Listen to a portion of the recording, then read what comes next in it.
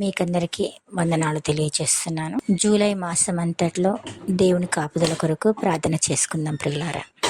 సకల ఆశీర్వాదములకు కారణభూతుడైన మా పరలోకపు తండ్రి, ఉన్నవాడా అనువాడా, నిత్యము నాయన మమ్మల్ని మీ కృపలో మీ దయలో కాచి కాపాడుతున్న తండ్రి, మీకే వందనాలు స్తోత్రాలు తండ్రి. మీ అపారమైన ప్రేమకై, మీ ఉన్నతమైన కృపకై మమ్మల్ని అందరినీ సజీవులుగా నిలిపినందుకై వందనాలు స్తోత్రాలు నాయన.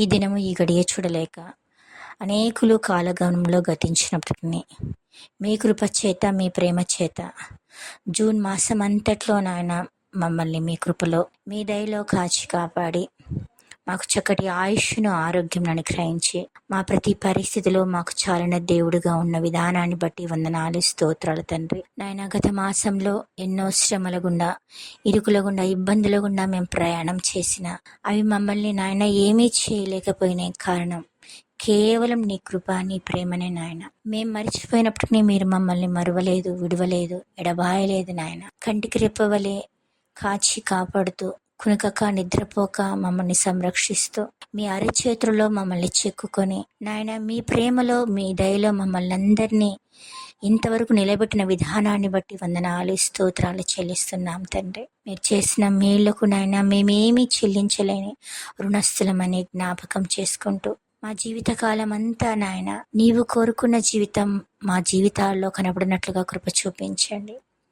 ఈ లోకం శాశ్వతం కాదని, శాశ్వతమైనది పరలోకమని, శాశ్వతమైన ఆ ఉన్నత లోకంలో, ఆ మహిమ లోకంలో మేము వారసులుగా జీవించాలంటే ఈ లోకంలో మేము లోకమాలిన్యం అంటించుకోకుండా నాయన పరిశుద్ధులు జీవించినట్లుగా మేము కూడా వారిని మాదిరిగా ఉంచుకొని జీవిస్తూ క్రీస్తు వారి వలె మేము బ్రతుకుటకు కృప చూపించమని వేడుకుంటున్నాం తండ్రి.